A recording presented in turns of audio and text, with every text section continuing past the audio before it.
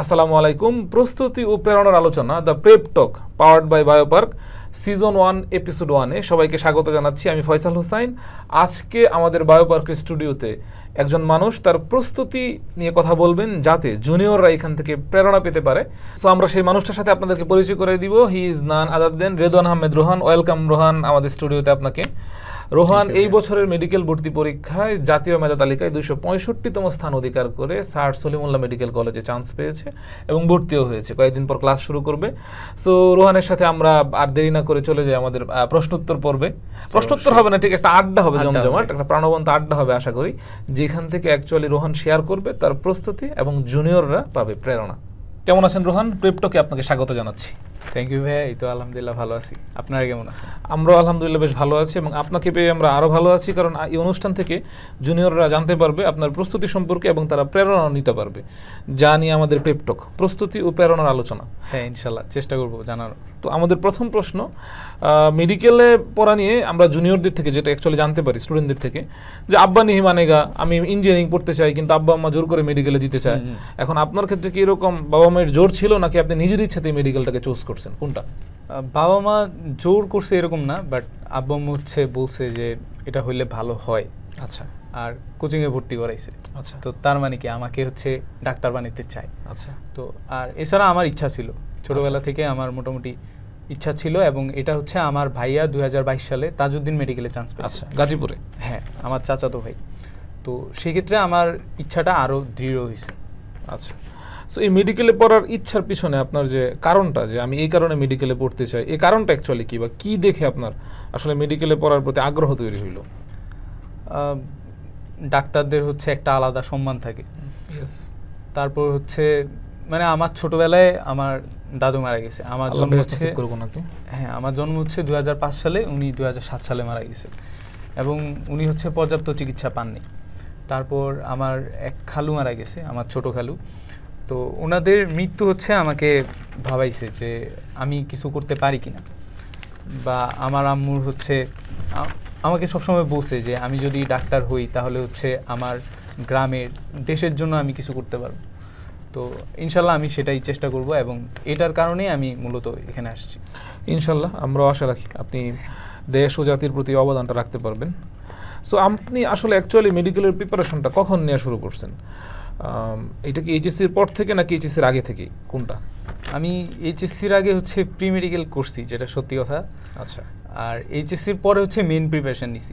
তো কিন্তু প্রি মেডিকেলে থাকতে আমি তখন ভাইয়াদের কথাগুলো শুনতাম। আচ্ছা। তো যার মাধ্যমে আমার একদম যখন মেডিকেল অ্যাডমিশন শুরু হয়েছে, তো তখন আমার সব কিছুই যে নতুন লাগতেছে এরকম না। তো কিছু জিনিস আমি আগেই পড়ে আসছি, তো আমার সেক্ষেত্রে জিনিসটা কোপ আপ করতে ভালোই সুবিধা হয়েছে। আচ্ছা। তার মানে প্রি মেডিকেল করার সুবিধাটা এটা যে আপনার অনেক ফ্রেন্ডদের কাছে যে জিনিসগুলো মেডিকেল অ্যাডমিশনে নতুন লাগতেছিল এগুলো আপনি আগে থেকে জানতে পারতেছিলেন। আমি আগে থেকেই জানতাম অনেক কিছু। আচ্ছা। অনেকেই যে বলে যে না আমি এসএসসি পরীক্ষা থেকে বা এসএসসি থেকে প্রিপারেশন শুরু করছিলাম। সো এইটার ব্যাপারটা আসলে কি, আপনার কি এরকম কোনো চিন্তা ভাবনা ছিল এসএসসি থেকেই? না, এসএসসি থেকেই না, কিন্তু এসএসসির পরে যে সময়টা আছে, আচ্ছা, তো ওই সময়টা আমি মোটামুটি ভাবে মানে ভ্যাকেশন কাটাইছি, ঠিক আছে, এসএসসির পরে যে 3 মাস। হ্যাঁ। আচ্ছা। তো সাথে আমি ভাইয়াদের মাঝে মাঝে যাইতাম কোচিংয়ে যখন অ্যাডভান্স ব্যাচ চালু করছে। আচ্ছা। তো এটা কিন্তু আমি ভ্যাকেশন কাটানোর পরে, যখন কলেজে ক্লাস শুরু হবে তার আগে আর কি। আচ্ছা। তো যাওয়ার পরে আমি মোটামুটি অ্যাডভান্স ব্যাচে দেখলাম যে ভাইয়ারা এগুলো পড়াইতেছে, এবং অনেকে ভেক্টর ওই যে 6 মাস পড়তে থাকে, গুণগত রসায়ন 6 মাস পড়তে থাকে। তো আমি আগেই ওইটা পড়ার কারণে আমার কিন্তু ওই জিনিসটা আবার 6 মাস পড়া লাগেনি। আচ্ছা। আমার বন্ধুরা কিন্তু দেখছি আমি অনেকে 6 মাস লাগে ভেক্টর আর গুণগত রসায়ন শেষ করতে পারতেছে। সো এই এসএসসির পরে যে 3 মাস এখানে অ্যাডভান্স ব্যাচটা শুরু, মানে অ্যাডভান্স ব্যাচে পড়ার কারণে আপনার যেটা সুবিধা হয়েছে সেটা যে হ্যাঁ এটা রাইট, আমি যদি আমার গল্প বলি, সো এখানে ভেক্টর, তারপরে গুণগত রসায়ন, কোষের গঠন, এই যে চ্যাপ্টারগুলো আছে, কোষের গঠন 8 মাস পড়ায়। না এই যে চ্যাপ্টারগুলো আছে না, আমি নিজেও একবার অনেক লেংদি করে ফেলছিলাম, পরে মনে হলো না পড়ানোর ক্ষেত্রে পরে মনে হলো না এটা আরো কনসাইজ করা উচিত, ঠিক আছে। সো পরে আমি চেষ্টা করছি মানে কম সময়ে আরো বেটার আউটপুট দিতে। এখানে আমি আমার আত্মসমালোচনাটাও করলাম। হ্যাঁ, এটা খুবই বেটার। তো এটা যেটা হইছে আমার যেটা মনে হয় যে এসএসসির পরে ওই যে 3 মাসে একদম নার্ড হয়ে যাওয়ার দরকার নাই, ভ্যাকেশনের মতো কাটাবে। ভ্যাকেশন কাটানোর পরে হচ্ছে একটা সময় থাকে, যে সময় ওখানে যদি মানে সিনিয়র ভাই থাকে, এলাকার সিনিয়র ভাই থাকে বা রিলেটিভ থাকে বা কাজিন থাকে, তাদের থেকে আইডিয়া নিলে মেইন কথা হচ্ছে একটা মেন্টর দরকার। হ্যাঁ, একটা এক্স্যাক্টলি মেন্টরশিপ, রাইট। সো এইখানে আইডিয়াটা নিলে যেটা হয় সেটা হচ্ছে ওই যে কলেজে ভর্তি হওয়ার পর ফ্রেন্ডদের কাছে যে জিনিসগুলো একদম নতুন মনে হয়, শব্দগুলো নতুন, টার্মগুলো নতুন, তো আপনি ওই যে ওদের কাছে নতুন জানার আগে আপনার কাছে পরিচিত হয়ে থাকে শব্দগুলো, কিছু পরিচিত থাকে, আমার মানে খুব বেশি ভয় লাগেনি। হ্যাঁ, এক্স্যাক্টলি, ওই ভয়টাকে কাটায় উঠতে পারছেন, যার কারণে হয়তো কলেজের জার্নি আপনার স্মুথ হয়েছে। I got the point actually, ঠিক আছে। জার্নি আসলে স্মুথ হওয়ার কোনো উপায় নেই, কলেজে এত পড়া। তো আপনি কলেজে অ্যাকচুয়ালি আমাকে বলেন তো, কলেজে রেগুলার ক্লাস করতেন? আপনার কলেজ তো সরকারি বিজ্ঞান কলেজ ছিল, সরকারি বিজ্ঞান কলেজ তেজগাঁও, আপনি রেগুলার ক্লাস করতেন? আমি মাঝে মাঝে যাইতাম। আচ্ছা, সরকারি কলেজের এটা একটা সুবিধা, মাঝে মাঝে যাওয়া যায়, মানে মাঝে মাঝে মানে না গেলেও মানে খুব একটা প্যারা খাওয়া লাগে না। হ্যাঁ, আচ্ছা। সো এই যে সরকারি বিজ্ঞান কলেজে পড়ার যে আপনার সুবিধাটা বা সরকারি কলেজে পড়ার যে সুবিধাটা, এইটা আপনার কাজে লাগছে কিভাবে? আপনি বেশি সময় পাইছেন, বেশি সময় বেশি পড়তে পারছেন বাসায়, ব্যাপারটা কেমন? বা বেশি প্রাইভেট পড়তে পারছেন বা বেশি টিউটরের কাছে পড়তে পারছেন, ব্যাপারটা কি এমন কিনা? অনেকটা হচ্ছে মিলে, অনেকটা হচ্ছে মিলে না এই ব্যাপার। আচ্ছা, তো আমি যদি বলি সেক্ষেত্রে হচ্ছে আমি মানে সরকারি কলেজে পড়ার কারণে আমি বাসায় সময় দিতে পারছি বেশি। তারপর হয়তোবা আমার হচ্ছে একটা ভাইয়ার পড়া ভালো লাগে, তো ওনার কাছে হচ্ছে আমি পড়তে পারতেছি। আচ্ছা। তো এরপরও দেখা গেছে যে অনেকে মানে কলেজের প্রেশারে বাসায় পড়তে পারতেছে না, বা হচ্ছে কলেজের এক্সাম আছে সামনে, তো মানে এক্সাম খালি আসে তো আসে, আর তাও এক্সামে ফেলও করতেছে, তাও এক্সাম দিচ্ছে তো দিচ্ছে, মানে কোনো ইনপুটও নাই আউটপুটও নেই, এমন অবস্থা। আচ্ছা। তো আমার ক্ষেত্রে যেটা হয়েছে, আমি হচ্ছে কলেজে যেই পরীক্ষাটা আছে ওইটাকে কেন্দ্র করে আমি হচ্ছে প্রিপারেশন শুরু করছি। সাথে হচ্ছে আমি আগায় রাখতে পারছি অনেকগুলো পড়া, যেমন অনুশীলনের কোয়েশ্চেনগুলো, এগুলো বেশি ইম্পর্টেন্ট। তো আমি এগুলো হচ্ছে কলেজ লাইফে পড়ার চেষ্টা করছি, অনুশীলনের এমসিকিউগুলো। আচ্ছা আচ্ছা, এটা একটা ভালো ব্যাপার। মেডিকেল ভর্তি পরীক্ষাতে যে অনুশীলনের এমসিকিউ থেকে প্রশ্ন কমন আসতে পারে, এটা কিন্তু ইন্টারমিডিয়েট পাস করার পর ছেলে মেয়েদের বললে অনেকে বিশ্বাস করে না। সো আপনি কিন্তু ওই আইডিয়াটা সম্ভবত প্রি মেডিকেল করার কারণে পাইছিলেন, যে না ভাইরা বলছিল যে অনুশীলনী থেকে প্রশ্ন আসতে পারে। আর মেন্টরশিপ এজন্যই আসলে ইম্পর্টেন্ট, কারণ যে হচ্ছে আমার রাস্তাটা দেখে গেছে সে বলতে পারবে ওই রাস্তায় কাটা আছে নাকি নাই। Exactly, that's the point. হ্যাঁ, কিন্তু আমি তো হচ্ছে নতুন, তো আমার ক্ষেত্রে এটা বোঝা কোনোভাবে পসিবল না। তো আমার তো বলছি, আমার হচ্ছে কাজিন চান্স পাইছে, তো ও ছিল, তারপর হচ্ছে এলাকার ভাইয়ারা, তারপর যেখানেই কোচিং করছি। তো সেক্ষেত্রে আমি হচ্ছে সবার কাছে একটা জিনিস জানার চেষ্টা করছি যে পড়ার নিয়মটা কি, এবং ওই অনুযায়ী আমি নিজে পড়ছি।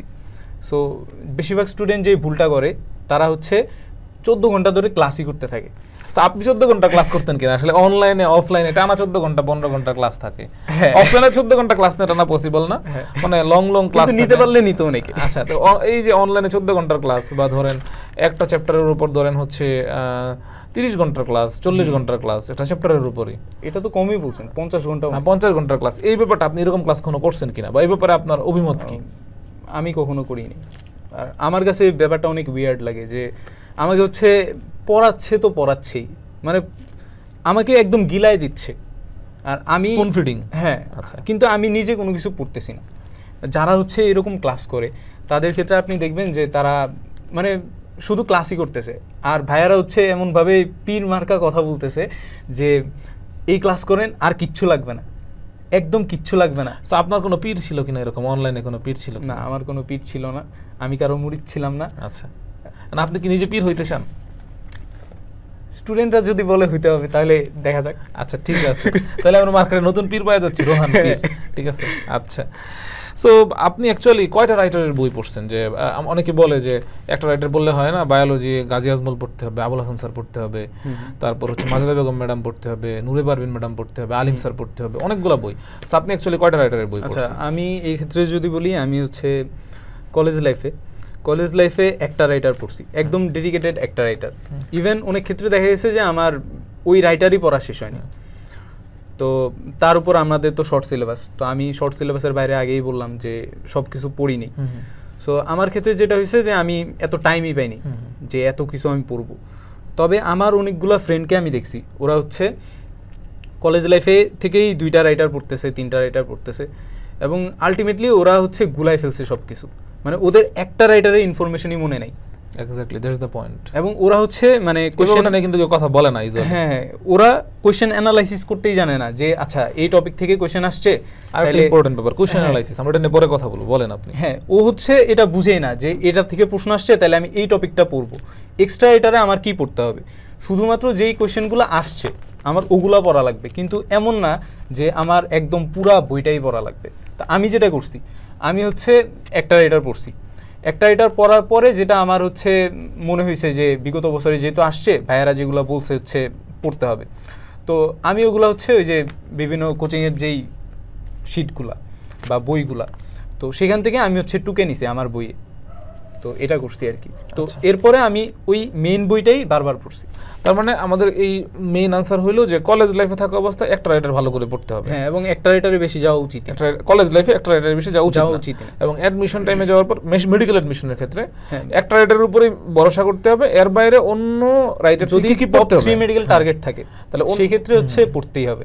সব না, আবার সব না, কিন্তু ওই যে কোশ্চেন অ্যানালাইসিস করে উঠবে। তার মানে কোশ্চেন অ্যানালাইসিস যদি কেউ না করতে পারে তাহলে তার মেন্টরশিপের মেন্টরের হেল্প লাগবে, এক্সপেরিয়েন্স মেন্টরের হেল্প লাগবে। এবং এটাই সত্যি কথা, আসলে কেউ যদি না বুঝায় দেয় যে এই ব্যাপারটা এভাবে হচ্ছে পড়তে হয়, তারপর মানে এইভাবে হচ্ছে অ্যানালাইসিস করতে হয়, সেক্ষেত্রে হচ্ছে এই জিনিসটা বোঝা অনেক টাফ। আচ্ছা, এই আপনি প্রি মেডিকেল করছেন, আপনি বলছেন, তাহলে প্রি মেডিকেলে আপনি অ্যাকচুয়ালি প্রি মেডিকেল করার পিছনের কারণটা কি ছিল এবং আপনি প্রি মেডিকেলে কীভাবে পড়তেন? প্রি মেডিকেলের সাথে কলেজের যে আপনি প্রিপারেশনটা, কলেজের তো একটা কোচিং মানে বুঝতে পারছি পরীক্ষার শিডিউল থাকে, ওইটা আপনি কিভাবে মিলাইতেন? আচ্ছা, প্রি মেডিকেলে হচ্ছে আমি যেটা সত্যি কথা, আমি দেখতাম আমার সিনিয়ররা হচ্ছে করছে, তো সেক্ষেত্রে আমার হচ্ছে ইচ্ছা জাগছে যে আচ্ছা আমি তো মেডিকেল প্রিপারেশন নিব, তো সেক্ষেত্রে আমি হচ্ছে আগে থেকে একটু দেখি যে মানে একটা জাস্ট ওয়ার্ম আপ ম্যাচের মতো আমি দেখার চেষ্টা করছি। তো আমি গিয়ে যেটা দেখলাম সেটা হচ্ছে যে আমাদের এইচএসসিরই পড়া, কিন্তু আমরা এইচএসসি যেই নৈবেত্তিকগুলো পড়ি, এমসিকিউগুলো পড়ি, শুধু ওগুলা পড়াচ্ছে। তো আমি ওটাই করলাম, এই এমসিকিউগুলো পড়ার চেষ্টা করলাম। তো পরে বুঝলাম আর কি যে কিছু জিনিস হচ্ছে আমি মুখস্থ করতে হয়, তো ওগুলো ট্রিক্স দিয়ে পড়তে হবে। তা আমি এই জিনিসটা বুঝতে পারছি, এর আগে আমি বুঝতামই না যে মানে মুখস্থ করতে হয় কিন্তু ট্রিক্স দিয়ে। আর আমি আগে যেটা করতাম গদবাঁধা ভাবে মানে লিখে লিখে বা যেমনে পারি, গাছের পাতা সবুজ, গাছের পাতা সবুজ, গাছের পাতা সবুজ, এই টাইপের। আচ্ছা, তো এই প্রি মেডিকেলের সাথে আপনি কলেজের যে শিডিউলটা এটা কিভাবে মিলাইতেন? এটা সত্যি কথা, এই কোলাপসটা আপনি মেইনটেইন করতেন কিভাবে? মেইনটেইন বা রিকভার কিভাবে করতেন আর কি? আমি তো বললামই আমি 14 ঘন্টা ক্লাস করতাম না, তো সেক্ষেত্রে আমার কাছে টাইম থাকতো, তো আমার তাও সমস্যা হইতো। তো সেক্ষেত্রে মানে আচ্ছা, আপনি শুক্রবার দিন আমি ইন্টারাপ্ট করি, আপনি 50 ঘন্টার অনলাইনে ক্লাস করতেন না, কিন্তু অনেকেই তো ধরেন দীর্ঘ মানে সময় অফলাইনে প্রাইভেট পড়ে, সো তারা যদি প্রি মেডিকেল করে তারা এটা রিকভার কিভাবে করবে? বা আপনি কি এরকম দীর্ঘ সময় মানে অফলাইনে প্রাইভেট পড়ছেন কিনা টানা, যে আপনি সকাল 7টার সময় বের হইলেন, কলেজে ক্লাস করলেন, কলেজে তো আপনি বেশি একটা ক্লাস করেন নাই, তারপর মানে কোচিং করে করে করে করে বাসায় টায়ার্ড হয়ে ফিরলেন, সো এইখানে আবার প্রি মেডিকেল থাকলে সে রিকভারটা কিভাবে করবে কলেজের শিডিউলের সাথে কোলাপস করলে? সত্যি বলতে যেটা মানুষের হচ্ছে সময় থাকে না, মানুষের হাতে মানুষের হচ্ছে সময় বের করে নিতে হয়। তো যার হচ্ছে নিজের ইচ্ছা আছে, এটা তো আপনি ওই লাইনের মতো হয়ে গেল যে যে দুনিয়াতে কেউ ব্যস্ত না আসলে, ঠিক আছে সবাই, কিন্তু সে যদি আমাকে প্রায়োরিটি দেয় তাহলে সময় বের করে নিবে। আমার পড়াকে আমি যদি প্রায়োরিটি দেই সেক্ষেত্রে আমার সময় বের হবে। আচ্ছা, ওইটা হচ্ছে আমাকে কোনো ভাইয়াও বলা লাগবে না, আমার নিজে থেকেই বের হবে। Exactly, that's the point. কারো প্রতি আমার যদি সেই প্রায়োরিটি থাকে, তাকে যেমন আমি সময় দিব এরকম এখানেও আমাকে সময় দিতে হবে। ওকে, ফাইন। বাচ্চারা একটা রিলেশনশিপ অ্যাডভাইস পায় এগুলো আর কি, না এগুলা করা যাবে না। আচ্ছা, কলেজ লাইফে এগুলা করলে হচ্ছে। এখন রিলেশনশিপ বা প্রেম, আমরা এই ব্যাপারটা নিয়ে কথা বলতে অনেকেই বলে যে এটা নিয়ে কথা বলার দরকার নাই, একটা ট্যাবুর মতো থাকে। আচ্ছা, বাট বাস্তবতা হচ্ছে এটার সাথে অনেকেই জড়িত কোনো না কোনো ভাবে। সো এইটা কোনোভাবে আসলে কলেজের রেজাল্টে, বোর্ডের পরীক্ষার রেজাল্টে এবং অ্যাডমিশনের রেজাল্টে ইফেক্ট ফেলে কিনা কোনোভাবে? আমি তো ছোট মানুষ, তার উপর হচ্ছে আমি এগুলো করি নেই, কিন্তু আমি তো দেখছি আমার বন্ধুদেরকে দেখছি, তো বেশিরভাগই যেটা দেখতে পারছি সেটা হচ্ছে যে মানে যেটা ওদের পাওয়ার যোগ্যতা ছিল ওরা কিন্তু সেটা রিস্ক করতে পারেনি, বেশিরভাগই পারেনি। তবে হ্যাঁ, এটা রিস্ক না করতে পারার কারণ কি? রিলেশনশিপের যে এক্সট্রা কেওয়াস ব্যাপারটা কেমন, এটার যে ইফেক্ট পড়ছে আমার এটা মনে হয়। আচ্ছা, যে একটা মানে আলাদা প্রেশার থাকে। আচ্ছা, যে আচ্ছা আমার এটা আছে, ওর হচ্ছে এটা আমার ইয়া করা লাগবে ওর জন্য, এরকম আর কি। আচ্ছা আচ্ছা, ওকে ফাইন। সো এই ব্যাপার নিয়ে আমরা পরে অন্য একদিন বিস্তারিত কথাবার্তা বলবো, যদি আমাদের অন্য কোনো সেগমেন্ট থাকে সেখানে। এখন আমরা ব্যাপারটা দেখি, একটা ট্রেন্ড হয়ে গেছিল যে ইঞ্জিনিয়ারিং এর জন্য কি মানে কি একটা প্রশ্ন ব্যাংক নাকি সলভ করতে হয়, আইআইটি জে ডাবল ই। আচ্ছা, তো মেডিকেলের জন্য কেউ কি এরকম নিটের প্রশ্ন ব্যাংক আপনাকে সলভ করতে বলছে কিনা, বা এটা আপনি কিভাবে দেখেন, এটা একটু বল। আমি চশমা দিয়ে দেখি আর কি। আচ্ছা, ওকে ফাইন। ওকে, আমি তো আসলে দেখতেই পারতেছি, সম্ভবত আমি চশমা ইউজ করতে পারছি না, এই কারণে দেখতে পারছি। তাহলে দেখতে পারবেন। হ্যাঁ, এইগুলা অফলাইনে তেমন ভাইয়ারা হচ্ছে বলে না বা বলার সাহস করে না, কারণ এত সময় নেই এগুলা সলভ করানোর। কিন্তু অনলাইনে হচ্ছে যারা টিচার, ওনাদের এত টাইম কই থাকে আমি জানি না। মানে অনেক টিচার হচ্ছে, আমি নিজেও কিন্তু অনলাইনে পড়াই, ঠিক আছে, আপনি পড়ান, কিন্তু আপনাকে আমি জীবনে দেখিনি এগুলা সলভ করাইতে। না, আমি অবশ্য মানে বলিও না এগুলা। হ্যাঁ, বাস্তবসম্মত কথা বলতে হবে। কিন্তু আমি কয়েকজন টিচারকে নিজের বিজনেস করার জন্য আসলে স্টুডেন্টদের মেন্টাল পিস উইন করে তোলা, যে এখন কথা বের হইছে যে বিজনেস করার জন্য এগুলা করা হয়, তো এগুলা আসলে লাগে না আমাদের। হচ্ছে এমনকি অনেকে হচ্ছে এগুলার কোয়েশ্চেন সলভ করে বিগত বছরে, তো আসলে সত্যি বলতে এগুলো আসে না। এবং যারা হচ্ছে এগুলো করে তাদেরকে আমি বলতে চাই, তারা কি অনুশীলনের কোয়েশ্চেনগুলো পারে কিনা। এই যে একটা ইম্পর্টেন্ট পয়েন্ট, আমি একবার আমার স্টুডেন্টকে বললাম যে হচ্ছে একটা স্টুডেন্ট, যে তুমি এক কাজ করো, অনুশীলনের প্রশ্নগুলো তো দেখে যাও, তুমি 100 নম্বরের মধ্যে মিনিমাম 25 নম্বর কমন পাবা। সে বলতেছে, না ভাই, আমি তো অনুশীলনের প্রশ্ন থেকে আসলেই কমন আসবে। অতীতে কিন্তু আসছে, তো নতুন এখন এটা প্রতি বছর আসছে, আসতেছে। আমরা বলি স্টুডেন্টদেরকে, কিন্তু শুরুতে স্টুডেন্টরা বিশ্বাস করতে চায় না। ওই যে ভাইয়া যারা হচ্ছে নিটের কথা বলবে তাদের, হ্যাঁ, ব্যাপারটা মনে হয় ওই চুলকানির সাথে জড়িত আর কি, kind of. I am sorry for my word selection, but মানে কোন আক্কেলে কেউ নিটের প্রশ্ন সলভ করতে বলে এটা আমার বুঝেই আসে না আসলে, ঠিক আছে। তো যাই হোক, আমি ব্যাপারটা আমি উপস্থাপকের মুড থেকে আসলে বের হয়ে যেতেছি। হ্যাঁ, যাই হোক, এখন আপনি এই কোচিং এর এক্সাম গুলাতে আপনি এইটাকে আসলে ম্যাটার করে আপনার মতে, বা এটাকে আপনি কিভাবে গুরুত্ব দিতেন আসলে, বা কেমন গুরুত্ব দিতেন, কেমন প্রায়োরিটি দিতেন? কোচিং এর যে মার্ক আসতেছে, এই মার্কের চেয়ে আমার যেটা মনে হয় যে আমি কোচিং এর পরীক্ষায় অ্যাটেন্ড করতেছি, এটা আরো বেশি ইম্পর্টেন্ট। তো আগে হচ্ছে আমাকে অ্যাটেন্ড করতে হবে পরীক্ষায়। অনেকে হচ্ছে পরীক্ষায় অ্যাটেন্ড করতেই চায় না, অনেকে হচ্ছে বিভিন্ন যে নামি দামি প্রতিষ্ঠান আছে তারা এক্সাম ব্যাচ চালায়, তো সেক্ষেত্রে ওরা হচ্ছে ওইখানে ভর্তি হয়, ভর্তি হওয়ার পরে বাবা মার নাম্বার না দিয়ে নিজের নাম্বার দেয়।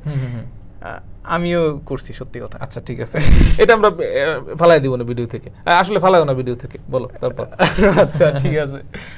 তো সেক্ষেত্রে যেটা হইতো যে মানে গার্জিয়ান নাম্বার দেখবে, এই ভয়ে হচ্ছে ওরা পরীক্ষায় দিত না অনেক সময়। আচ্ছা, তো যারা এরকম আমার ফ্রেন্ডরা করছে, তো বেশিরভাগই আমি দেখছি যে মানে চান্স পাওয়ার কথা, ইভেন যোগ্যতা আছে, কিন্তু ওই যে পরীক্ষা ভীতি, ওইটার কারণে চান্স পায়নি। তো পরীক্ষা দিতে হবে, পরীক্ষা দেওয়ার মাধ্যমে হচ্ছে ভীতিটা দূর করতে হবে যে আমি আচ্ছা পরীক্ষায় বসতে পারতেছি, এটা অনেক বড় যোগ্যতা। এবং কোচিংয়ের যে মার্কটা, তো অনেকে হচ্ছে এমন করে যে একদিন খুব ভালো করে পড়ে, একদিন 14 ঘন্টা পড়ে, আরেকদিন হচ্ছে মাত্র 2 ঘন্টা পড়ে। একদিনে পরীক্ষা পায় 90 মার্ক, আরেকদিনের পরীক্ষা পায় 60 মার্ক। এবং ওর এটা হচ্ছে আপ ডাউন করতে করতে, এদিকে ওর মাথা হচ্ছে আপ ডাউন করতেছে যে আচ্ছা আমি পারতেছি না। সো ও হচ্ছে একদম শেষ, ডিপ্রেশনে ওদিকেই শেষ। আর আরেকজন হচ্ছে রেগুলার বেসিসে 75-80 এরকম করে মার্ক পাইতেছে। তো এরকম আমার যারা ফ্রেন্ড ছিল, ইভেন আমিও এরকম পাইছি। তো আমার ক্ষেত্রে আমিও চান্স পাইছি, আমার ফ্রেন্ডরা যারা এরকম মানে মার্ক পাইতো ওরাও চান্স পাইছে। তারপরে এই যে ফ্লাকচুয়েশনটা, একদিন আমি 90 পাইলাম, আর 40 পাইলাম, এটা করা যাবে না। এর কারণ হচ্ছে আমি ওই যে দুইটা পরীক্ষার প্রিপারেশন সেম, আর এটার পিছনে আমার মনে হয় যে রিজনটা আছে, ওই যে এক্সট্রা এটার পড়তে যায় বেশি। এক্স্যাক্টলি, এটা না করে মনে হয়। হ্যাঁ, এক্স্যাক্টলি ভাই। তো এখানে ফ্যাক্টর হচ্ছে মানে একটা রেগুলারিটি বজায় রাখা, যে আমাকে যেহেতু 100 নম্বরের পরীক্ষা, আমরা যদি মেডিকেলের রেজাল্টটা অ্যানালাইসিস করি, তাহলে আমরা দেখি যে হচ্ছে 75+ পাইলে একটা সিট কনফার্ম হয়। হ্যাঁ, মোটামুটি সিট কনফার্ম হয়। আর 82 বা 80+ পাইলে হচ্ছে মোটামুটি ভালো মেডিকেলের দিকে চলে আসে, টপ মেডিকেলে। সো আমি যদি কোচিংয়ে অলওয়েজ 75+ পাই বা 80+ পাই, অলওয়েজ 75, মানে 75 থেকে 80+ মাইনাস পাই, তাইলে সব সময় যে 90 পেতে হবে এমন কোনো কথা না। ওই রেগুলার রেঞ্জে যারা থাকে আমি দেখছি ওরা চান্স পেয়ে যায়, ওদের চান্স মিস। আপনারা ভাই অনেক দিন ধরে পড়াচ্ছেন, তো আপনারা হচ্ছে এটা আরো বেশি দেখছেন। এক্স্যাক্টলি, আমি জাস্ট মানে আপনারা তো সামনে পড়াবেন, ঠিক আছে, স্টুডেন্টকে মেন্টরশিপ দিবেন, ঠিক আছে। সো এই যে আপনাদের যে ম্যাচিউরিটি, আপনাদের এই ম্যাচিউর ভাইব, ম্যাচিউর কথাবার্তা দেখতে আমার কিন্তু খুব ভালো লাগতেছে অ্যাকচুয়ালি, যে না সামনে স্টুডেন্টরা যাদের গাইডলাইন পাবে তারা অ্যাকচুয়ালি একটা ম্যাচিউর ভাইব নিয়ে আসতেছে। So I am very please to see it. Thank you. Okay, so আপনি রাতে পড়তেন নাকি দিনে? অনেকেই বলে যে আমি রাতের বেলা সারা রাত পড়ি, তারপর সারাদিন ঘুমাই। সো আপনি কখন পড়তেন আসলে? এখানে হচ্ছে আমার দুইটা মত আছে। একটা মত হচ্ছে আমার কথা, আরেকটা হচ্ছে যেটা করা উচিত। আমার ক্ষেত্রে আমি যেটা করতাম, আমি পুরা কলেজ লাইফ যেটা করছি, আমি হচ্ছে পুরা রাত পড়ছি, সকালবেলা হচ্ছে আমি ঘুমাইছি। আর আমি তো কলেজে কম যেতাম, তো সেক্ষেত্রে আমার যেদিন হচ্ছে আমি কলেজ যেতাম ওই দিন হয়তো বা আমি রাতে ঘুমানোর ট্রাই করতাম, আর বেশিরভাগ সময় আমি কিন্তু ওই দিনের বেলা ঘুমাইতাম, রাতের বেলা পড়তাম। কিন্তু আমি যেটা দেখলাম অ্যাডমিশন ফেজে এসে আমি হচ্ছে এটাকে ঠিক করার ট্রাই করছি। তো সেই ক্ষেত্রে অ্যাডমিশন ফেজে আমার পড়াটা মাথায় আরও বেশি গাঁথতেছে, আমি আরও বেশি মানে গ্র্যাব করতে পারতেছি পড়াটা। তো আমার যেটা মনে হয় যেটা করা উচিত সেটা হচ্ছে দিনের বেলায় পড়া উচিত, রাতের বেলা ঘুমানোই উচিত। আর প্রকৃতির বিরুদ্ধে কখনো যাওয়া উচিত না, প্রকৃতি যেটা করতে চায় সেটাই তো হওয়ার কথা। ঘুম খুব ইম্পর্টেন্ট একটা ফ্যাক্টর আসলে। এক্স্যাক্টলি, ঘুম ছাড়া মানে আমার মতে যেটা মনে হয় যে আমরা ফোন চালাই, তো ফোনকে হচ্ছে চার্জ করা লাগে, তো ঘুম হচ্ছে আমাদেরকে চার্জ করে। তো আমরা যদি চার্জই না হই তাহলে আমরা চলবো কিভাবে? আমার হচ্ছে মাথায় পড়া ঢুকবে কেমনে? আমি ওই গাছের পাতা সবুজ, গাছের পাতা সবুজ, হ্যাঁ ওই মুডেই চলে যাইতে হবে আসলে। এক্স্যাক্টলি। বাচ্চাদের একটা কমন সমস্যা, তারা মোটিভেশন ধরে রাখতে পারে না, একটু থেকে ডিপ্রেসড হয়ে যায়। সো আপনি ডিপ্রেশনের ফেজটা আসলে কিভাবে সামাল দিতেন আর মোটিভেশনটা কিভাবে ধরে রাখতেন? ডিপ্রেশন আসলে আসে, এটা সত্যি কথা, আমার ক্ষেত্রেও আসছে। ইভেন আমার মাঝে মাঝে এটাই মনে হয়েছে যে আমি কি চান্স পাবো কি না।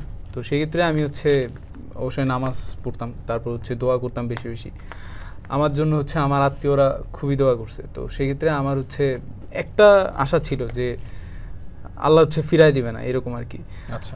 আর এটা হচ্ছে অ্যাডমিশন ফেজে, তো তখন তো আমি আসলে এত কিছু নিয়ে চিন্তা করতাম না, তো সেই জন্য আমার এত সমস্যা হয়নি। কিন্তু এইচএসসি যে ফেজটা আছে, আমার মনে হয় এই ফেজে সবাই একটু বেশি স্ক্যাটার্ডলি চিন্তা করে, অনেক কিছু চিন্তা করে, তো সেক্ষেত্রে সমস্যা বেশি হয়। তো ওই সময় আমারও অনেক বেশি চিন্তা হয়েছে।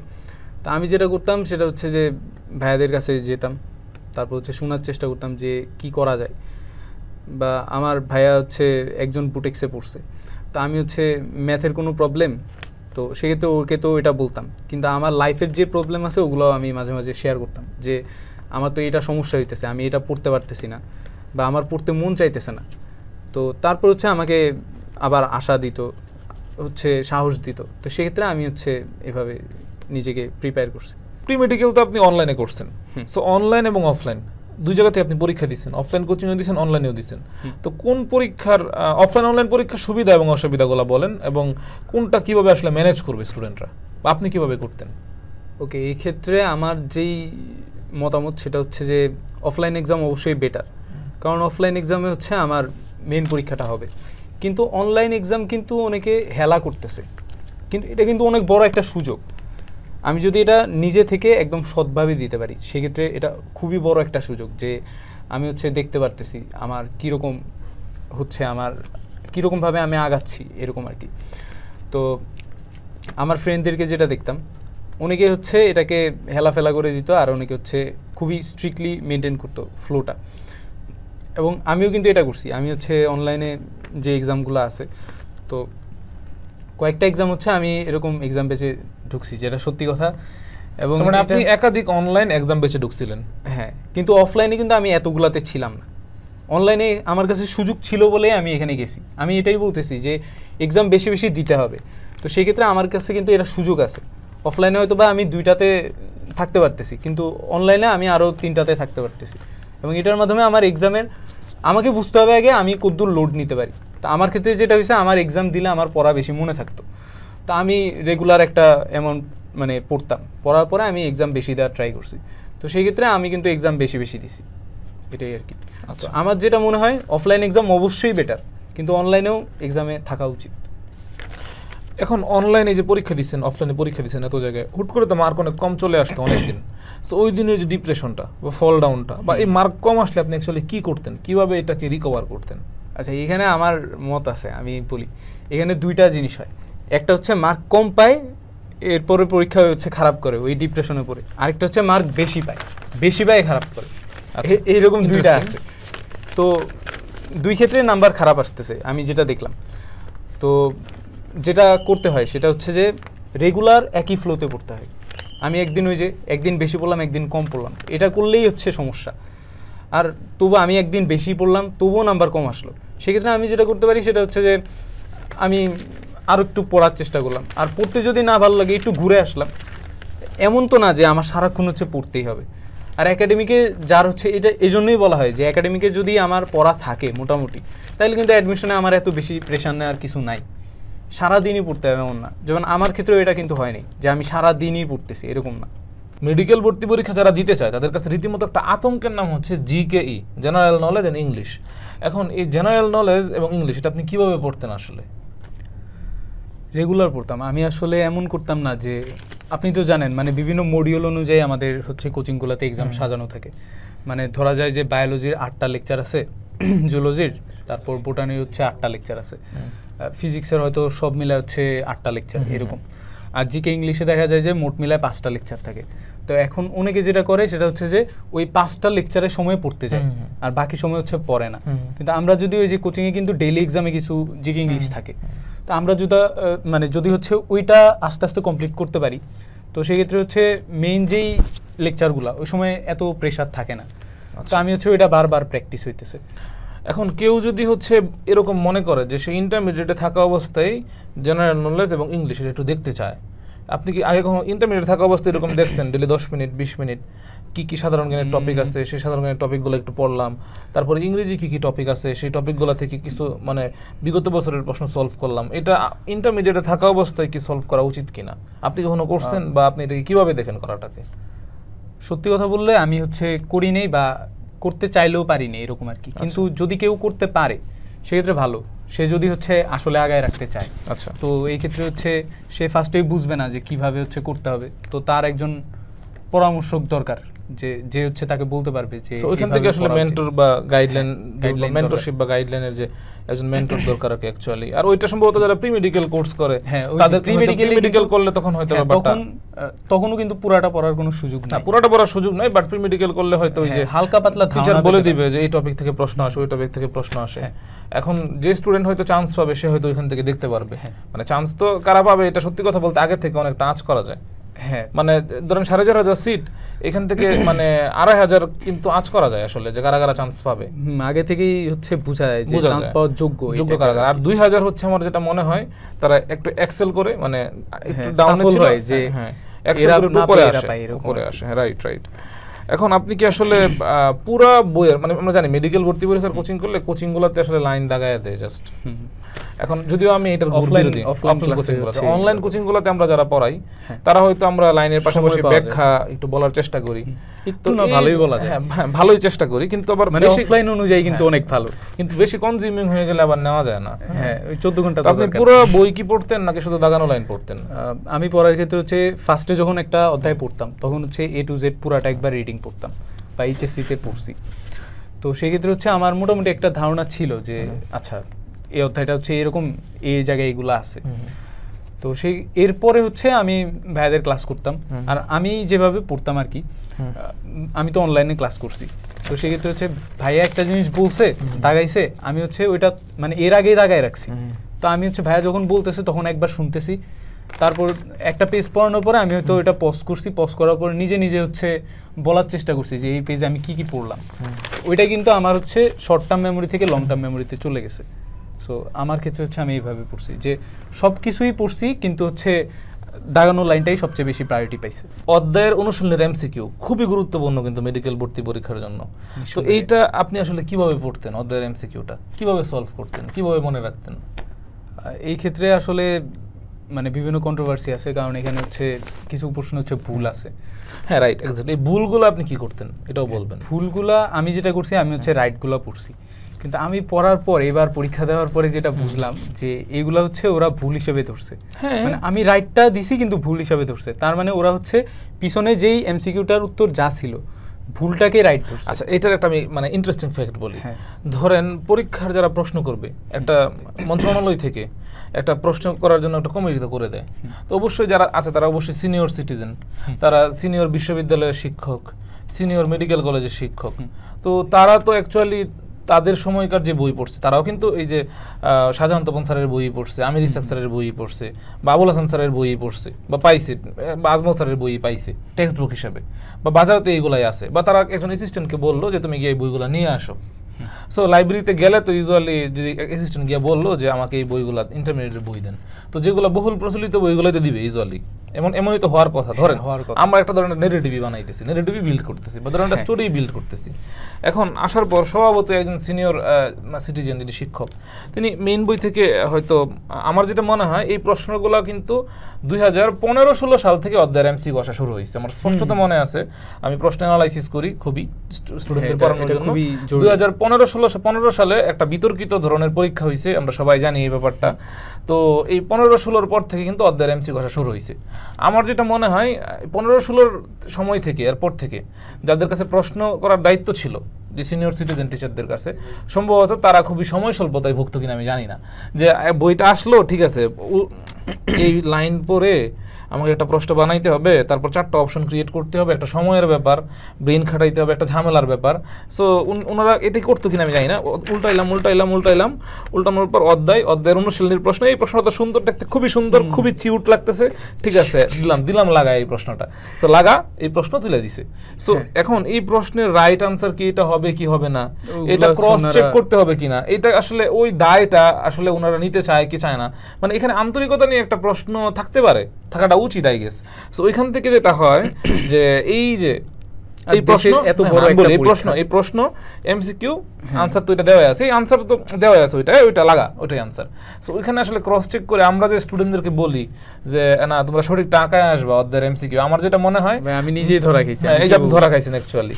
সো ব্যাপারটা হচ্ছে যে মেইন বই টেক্সট বুকে ভুল থাকলে ভুলটাই রাইট, টেক্সট বুকে ভুল থাকলে ভুলটাই রাইট। এই যে মানে আমার মনে হয় এইটা অ্যাডমিশন টেস্টটা প্রমাণ করে আসলে, বাংলাদেশের অ্যাডমিশন টেস্টটা আসলে। ওই যে মাঝে মাঝে বলে না যে আইনস্টাইন যদি বাংলাদেশে পরীক্ষা দিত তাও চান্স পাইতো না, এইটা আসলে আমি জানি না চান্স পাইতো কি পাইতো না, ওইটা হয়তো একটা মিম ম্যাটেরিয়াল হইতে পারে, মানে এইটা আমি বলতে চাই না চান্স পাইতো কি পাইতো না। তো অধ্যায়ের এমসিকিউগুলো আপনি আসলে কিভাবে সলভ করতেন? ভুলগুলা তো আমরা একটা অ্যানালাইসিসে গেলাম যে ভুলগুলার আসলে এই ভুলটাই রাইট হিসেবে ধরতে হবে। আমি আসলে যেটা করছি সেটা হচ্ছে যে আমি যথাসম্ভব নিজে করার ট্রাই করতাম, কিন্তু সবগুলা কিন্তু নিজে করা পসিবল না। তো সেক্ষেত্রে হচ্ছে ভাইয়াদের ক্লাস করতাম। তো ক্লাস করার পরে যখন বুঝতাম যে আচ্ছা এই এমসিকিউটা এভাবে করতে হবে, আর আমি যখন দেখতেছি যে এই এমসিকিউগুলো আসতেছে, তা আমি এগুলো মুখস্থ কেন করবো না, আচ্ছা আমি মুখস্থ করে ফেলতাম। মানে এটা হচ্ছে আমি কমপক্ষে 8-10 বার পড়ছি, সো আমার মুখস্থ হয়ে গেছে। আচ্ছা এই ভাইয়াদের ক্লাস যেহেতু আসছে, একজন মেন্টরের একজন গাইডের ভূমিকাটা আসলে কি, ঠিক কতটা গুরুত্বপূর্ণ ভাইয়াদের ক্লাস করা বা মেন্টরশিপে, কারো আন্ডারে মেন্টরশিপে থাকা মেডিকেল ভর্তি পরীক্ষার জন্য, এটা ঠিক কতটা গুরুত্বপূর্ণ আপনি মনে করেন? বা মানে আপনি যাদের মেন্টরশিপে ছিলেন বা যাদের গাইডলাইনে ছিলেন বা যাদের ক্লাস করছেন অনলাইনে অফলাইনে through out the journey from HSC two admission, এটা মানে এই মেন্টরশিপ গাইডলাইনে থাকাটা আপনি কতটা গুরুত্বপূর্ণ মনে করেন? আমার মনে হয় যে এটা হচ্ছে মানে আমরা তো অক্সিজেন নিতেছি, কিন্তু এটা নিতে হচ্ছে হেল্প করতেছে এরকম মনে হয় আমার কাছে। কারণ নাইলে হচ্ছে আমার শ্বাস আটকে যাবে এরকম মনে হয়। আচ্ছা আচ্ছা, এটার বহুত কারণ আছে। কারণ সবচেয়ে বড় যে কারণ, আমি হচ্ছে যদি পড়তে থাকি, আমার একটা বই সামনে থাকলে আমি এটা সারাদিন পড়তেই থাকবো। কিন্তু আমার আসলে কি পড়তে হবে এই জিনিসটা আমি বুঝতেছি না। তারপরে হচ্ছে এক একটা জিনিস পড়ার নিয়ম হচ্ছে এক এক রকম। তো ওই জিনিস আমি ফার্স্ট টাইমার হিসেবে মানে ফার্স্ট যখন পড়তেছি তখন আমি বুঝতেছি না। তারপর হচ্ছে এক্সামের ক্ষেত্রে যেটা আর কি, তো আমাকে যখন কেউ প্রশ্ন করতেছে তখন হচ্ছে আমি বিষয়টা আর কি বুঝতে পারতেছি যে আচ্ছা আমার এই ল্যাকিংস আছে, আমার আরও এইভাবে হচ্ছে ডেভেলপ করতে হবে আমাকে। তো তখন আমি বুঝতে পারি। কিন্তু তো এরকমই আর কি, যে মেন্টর না থাকলে আমি আসলে কিন্তু জিনিসগুলো শিখতে পারি না। তো যেমন হচ্ছে আমাদের হাঁটা চলা শিখে হচ্ছে আমাদের বাবা মা, তেমন হচ্ছে মানে অ্যাডমিশনে আমার জার্নি যদি স্মুথ করতে হয় তাহলে কিন্তু আমার মেন্টর দরকার। Okay fine. এখন এই যে বুঝে পড়বো নাকি মুখস্থ করে পড়বো, নাকি মুখস্থ করে বুঝে বুঝে মুখস্থ করবো, এই যে একটা দ্বিধাদ্বন্দ্বের মধ্যে থাকে ছেলেরা, বুঝে পড়বো নাকি মুখস্থ করবো, নাকি বুঝে মুখস্থ করবো, যাবো কি যাবো না। তো এই দ্বিধাদ্বন্দ্বটা আমার ক্ষেত্রে যেটা মনে হয় যে যেই জিনিসগুলো হচ্ছে বুঝে পড়া যায়, তো সেই জিনিস হচ্ছে আমাকে বুঝে পড়তে হবে নিঃসন্দেহে। কিন্তু অনেক জিনিস হচ্ছে আমার বুঝে পড়া পসিবল না, সেগুলো হচ্ছে আমার ট্রিক্স দিয়ে পড়তে হবে।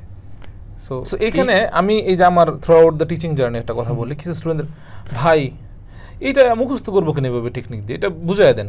আমি এইটা বুঝাইলে 1.5 ঘন্টা 1 ঘন্টা সময় নিয়ে বুঝাইতে পারি, আমার তার প্রশ্ন তো আসবে 2টা বা 3টা প্রশ্ন কিন্তু ট্রিক্স দিয়ে 5 মিনিটে মনে রাখা যায়। তো এই যে 1.5 ঘন্টা টাইম আমার এখানে 1 ঘন্টা 25 মিনিট নষ্ট হয়ে গেছে। সবকিছু ছন্দ পড়াইতেছেন না, তো এটা তো প্রেশার নেওয়ার কিছু নেই, ওটা তো ট্রিক্স। সো এটা বড় অনেকে বুঝতে চায় না, সো না বুঝে হচ্ছে ক্লাসের মধ্যে একটা ব্যাশিং করে ভাইদের। সো ওরা কিন্তু অ্যাডমিশনে গিয়া যখন ধরা খায় তখন গিয়া কিন্তু আবার অনেকের মধ্যে রিয়েলাইজেশনটা আসে না, এটা তো আসলে এত বুঝে পড়লাম, 1.5 ঘন্টা সময় লাগলো, 5 মিনিটে মনে রাখা যাইতো। টাইমটা আমার হচ্ছে যারা আর কি এখন ব্যাচমেট, তো যাদেরকে আমি দেখতেছি আমার চারপাশে, তো ওরা ফার্স্ট টাইমে হচ্ছে যারা মানে ওরা সলিমুল্লাহতে তো ওরা বেশি মার্ক পাইছে, এটা স্বাভাবিক।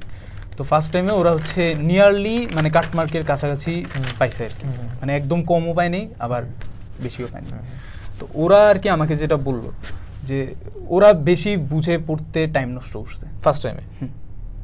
রাইট, এত বেশি বুঝে পড়ার টাইম নাই অ্যাডমিশনে। একাডেমিকে তুমি বুঝে পড়বা, হ্যাঁ একাডেমিকের টাইম আছে, এটা একটু বলে দেন, কারণ অ্যাডমিশন মানে একাডেমিক কারণে ছেলেগুলো দেখবে তখন ওরা আবার ভাববে যে না ভাই আমি বুঝে পড়ে কি করব, মুখস্থ করব নাকি, এটা তো না। তো একাডেমিক আর অ্যাডমিশনের কিন্তু প্যাটার্ন একটু ডিফারেন্স আছে, প্যাটার্ন ডিফারেন্স আছে, হ্যাঁ রাইট, পড়া একই প্যাটার্ন ডিফারেন্স আছে। তো আপনি আসলে একটানা পড়তেন নাকি ব্রেক নিয়ে পড়তেন? আর আপনি এই যে টাইম ওয়েস্ট হয় অনেক অনেক সময়, যেমন ধরেন আমি পড়তেছি একটা ওয়ার্ড খুঁজতে ডিকশনারি না একটু মোবাইলে সার্চ দিয়ে দেখি গুগলে, বা চ্যাট জিপিটির সাথে কথা বলে দেখি, পরে হুট করে একটা নোটিফিকেশন আসছে, হয়তো একটা বিশেষ গ্রাম থেকে নোটিফিকেশন আসে অনেক সময়, বিশেষ গ্রাম তো বা হচ্ছে ইনস্টাগ্রাম, আচ্ছা ঠিক আছে, আমি ভাই জানি না আসলে ব্যাপারগুলো, হ্যাঁ ভাই তো গরিব মানুষ, তো ঠিক আছে গ্রাম থেকে আসছি আসলে, আচ্ছা। সো দেখেন, তো এই যে টাইম ওয়েস্ট যেটা হয় পড়ার মাঝখানে, তো এটা কিভাবে আসলে ম্যানেজ করতেন আপনি? ফার্স্ট অফ অল আমি হচ্ছে ব্রেক নিয়ে পড়তাম, মানে আমার একটানা পড়ার কোনো ইয়া নেই। আমি হচ্ছে ধরা যায় আমি 5 ঘন্টা পড়তেছি, তাহলে হচ্ছে আমি এর ভিতর 4 ঘন্টা আমি পড়তেছি, 1 ঘন্টা আমার ব্রেক আছে, এরকম। মানে আমার হচ্ছে মাথায় যদি আমার রিফ্রেশ হয় তাহলে আমার পড়া বেশি মাথায় ঢুকে, তো এই জন্য হচ্ছে আমি এই সিস্টেমে পড়ছি। আর টাইম ওয়েস্টের যে ব্যাপারটা আমার হচ্ছে একাডেমিকে এগুলো অনেক হইতো, একাডেমিকে আমি এগুলো করছি, কিন্তু অ্যাডমিশন টাইমে এসে হচ্ছে আমি কন্ট্রোল করার ট্রাই করছি নিজেকে, যে আমি একবারই রিলস দেখা অফ করে দিছি, কারণ রিলস হচ্ছে যখন আমরা দেখতে থাকি তখন দেখতেই থাকি ডোপামিন একটা ব্যাপার আছে ভাই, জ্বলন্ত উদাহরণ, ভাই সারাদিন রিলস দেখে, এটা কি ডিলিট করে ফেলাই দিতে হবে, ঠিক আছে?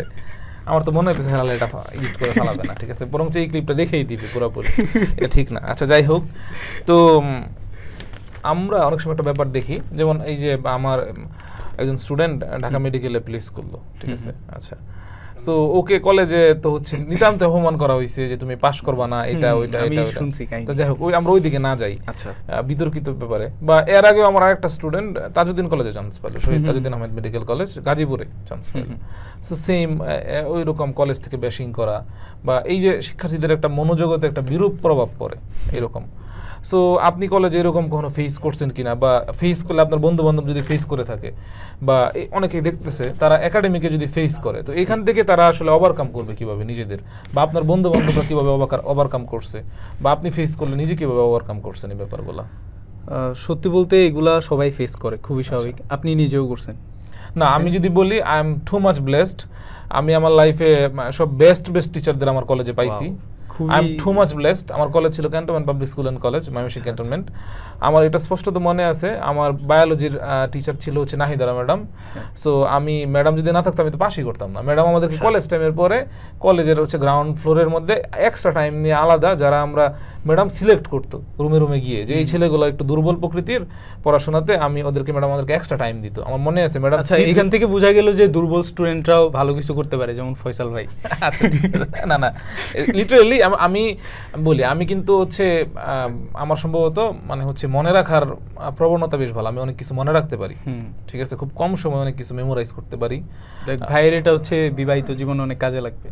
না না, আবার বিশেষ বিশেষ আপনি কি অ্যানিভার্সারি ডেট, বার্থডে ডেট, এইগুলো হ্যাঁ কাজে লাগতে পারে, ঠিক আছে। আচ্ছা এটা আমি অস্বীকার করতেছি না, এড়াই যাইতেছি না।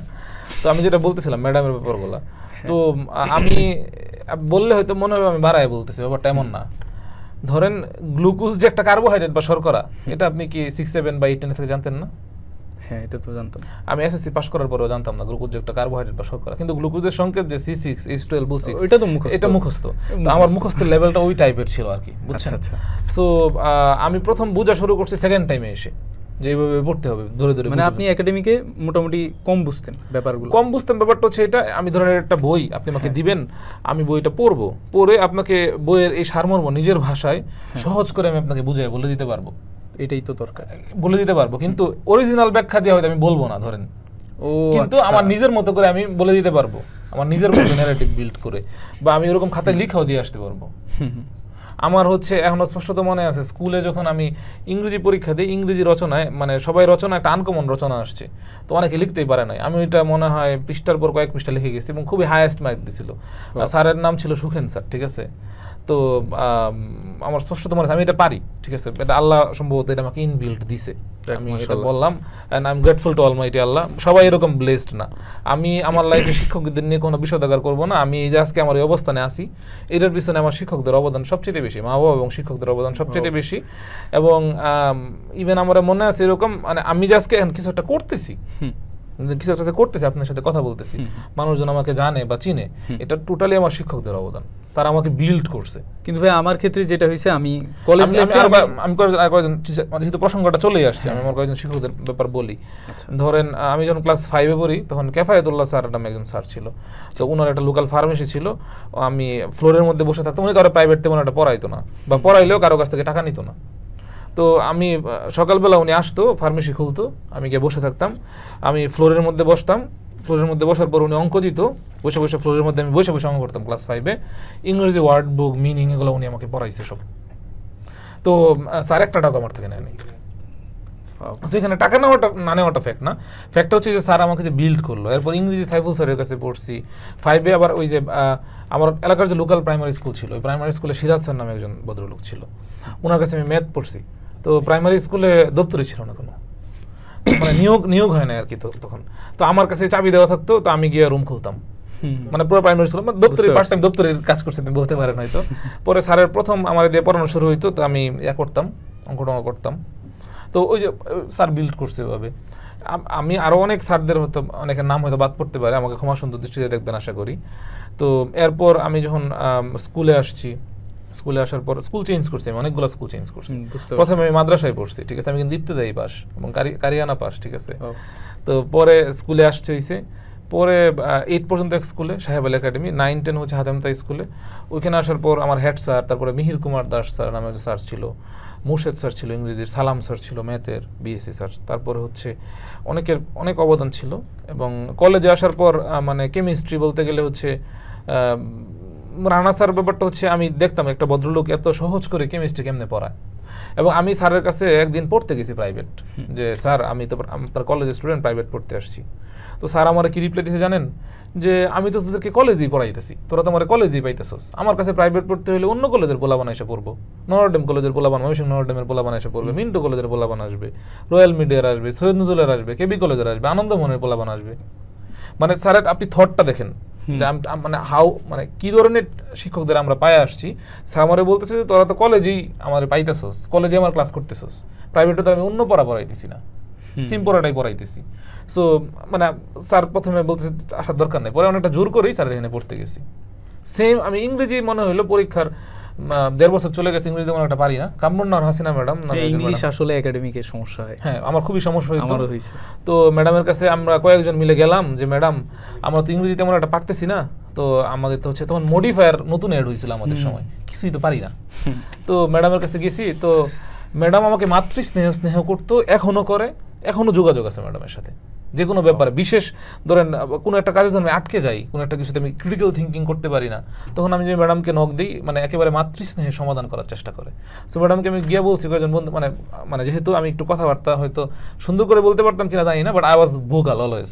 মানে একটা গ্রুপ থাকলে ওই গ্রুপের মধ্যে হয়তো দেখা গেছে আমি কথা বলতেছি, এরকম একটা ফ্যাক্ট ছিল। তো ম্যাডামের কাছে গেছি, গিয়ে বলতেছে ম্যাডাম আমরা তো কয়েকজন এরকম পড়তে চাই আপনার কাছে, তো আমরা তো হচ্ছে মানে ইংরেজিটা হইতেছে না আসলে আমাদের সামহাও, আমরা হয়তো পাস নাও করতে পারি, সায়েন্সে বলি ইংরেজিতে খারাপ রেজাল্ট করি, ব্যাপারটা কেমন দেখায়। তো ম্যাডাম রিপ্লাই দিছে যে আমার কাছে তো প্রাইভেট পড়ে আলাদা টাকা দেওয়ার দরকার নেই, আমি ক্লাস নিচ্ছি, ক্লাসে যদি তোমাদের কভার না হয় ডিপার্টমেন্টে আমি ফাঁকা সময় বসেই থাকি, তাহলে আমি যখন ফাঁকা সময় বসে থাকি তোমরা ডিপার্টমেন্টে আমার রুমে আসো, আমার কলেজেও আমি তোমাদেরকে পড়াই দিব। সো ম্যাডাম কিন্তু আসলে যে তারপরে আমরা অনেকটা জোর করেই দেখা গেছে হচ্ছে, তো আমরা যদি বাইরে পড়তাম, বাইরে কোথাও রুমে, তাহলে হয়তো 800 টাকা দিতে হবে ধরেন পার মান্থে। তো ম্যাডাম আমাদের বলছে এক কাজ করো, তোমরা কলেজেই পড়ো, কলেজে বললে হয় টাকা কম লাগবে, 400 টাকা করে দিও। তাহলে চিন্তা করেন এই যুগে এসে আপনি 400 টাকা দিয়ে কারো কাছে প্রাইভেট পড়তেছেন, ইমাজিন করা যায় না। সো এবং ব্যাপারটা পড়াইতেই চায় না। আর নাহিদারা ম্যাডামের কথা আমি কি বলবো, উনিও মাতৃস্নেহ স্নেহ করতো এবং ধরে ধরে নিয়ে এসে আমাদের রুম থেকে, এই যে আজকে ধরেন মেডিকেলে পড়তেছি, 10 মিনিট স্কুলের বায়োলজি টিচার হয়েছি, মানুষ আমার যে কারণে চিনে, ঠিক আছে। সো ম্যাডাম এই যে ধরে ধরে মানে আমার স্পষ্টত মনে আছে ডি সেকশনে একদিন বলতেছে বায়োলজির অবস্থা খুবই খারাপ, খারাপ মানে খুবই খারাপ। তো ম্যাডাম হচ্ছে নিয়ে এসে বলতেছে এই এই স্পোর্ট পড়বে। তো আমরা গ্রাউন্ড ফ্লোরের যে রুম ছিল ওটা ছিল মেয়েদের রুম, সম্ভবত এ সেকশনের। তো ওই রুমে আমি জীবনে কোনোদিন ঢুকি নাই, ঠিক আছে। ম্যাডামের কাছে পড়ার জন্য পরে একটু ফ্লেক্স নিল, আমাদেরকে একদিন মেয়েদের সেকশনের সামনে কানে ধরে মানে দাঁড় করানোর ডিসিশন হয়েছিল, ঠিক আছে। আল্লাহ বাঁচাইছে না, খুশি থাকবো কেন, উদ্ভুত ব্যাপার। আমি ভদ্র মহিলাদের আগে থেকে অ্যাভয়েড করি, ঠিক আছে।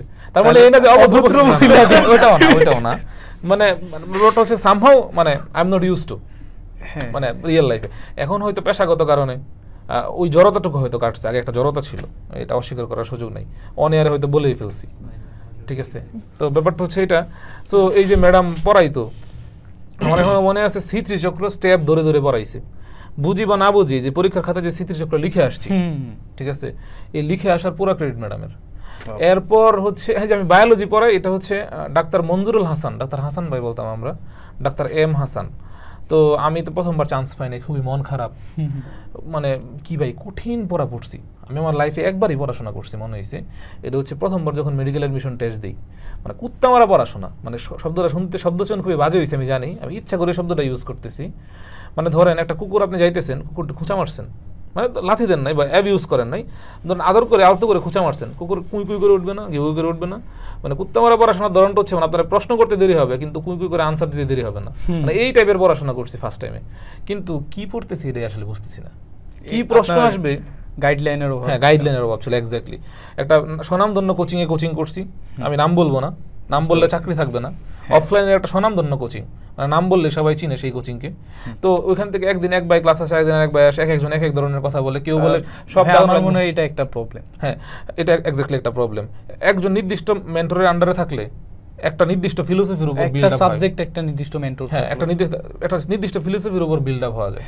সো একজন এসে বলে সব দাগালো লাইন পড়তে হবে, একজন বলে শুধু লাল লাইনগুলো পড়বা, একজন মানে সবুজগুলো না পড়লেও চলবে, একজন বলে লাল তো পড়বাই, সবুজ তো পড়বাই, সাথে দাগানো লাইনের বাইরেও যদি বোল্ড থাকে, আরেকজন বক্স থাকে, ছক থাকে, ওইটাও পড়বা, আরেকজন বলবে যে সাদা অংশ বাদে সব না। হ্যাঁ হ্যাঁ রাইট, মানে বক্স ছক তো ইম্পর্টেন্ট, কিন্তু যদি বলে যে লাল সবুজের বাইরেও পড়তে হবে, ব্যাপারটা কেমন হয়ে যায়। তো অনেক পড়ছি, এক্সট্রা রাইটার কিভাবে পড়তে হবে ওটাও বুঝায় বলে নাই। দেখা গেছে হচ্ছে ওই যে কি ডাইজেস্ট থাকে, এগুলো কাইটা ধরে ধরে ধরে লাগায়, মানে হচ্ছে ধরেন গাম দিয়া বইয়ের মধ্যে লাগায় পড়ছি, বই এত মোটা হয়েছে, কিন্তু কি পড়তে হইব, কই থেকে প্রশ্ন আসবো, কিভাবে আসবে, এটা আর বুঝি নাই, বুঝায় বলে নাই। অনেক স্টুডেন্ট ছিল ব্যাচে। সো 48 পাইছিলাম, 48.50 প্রথমবার। তখন অবশ্য কাটমার্ক 60 নিচে, কাটমার্ক এরকমই ছিল। মানে তো ব্যাপারটা হচ্ছে এটা প্রশ্ন দেখে মনে হয়েছে প্রশ্ন তো আমি চিনি, পড়ে আসছি, কিন্তু যে কনফিউশন অনেক পড়ছি।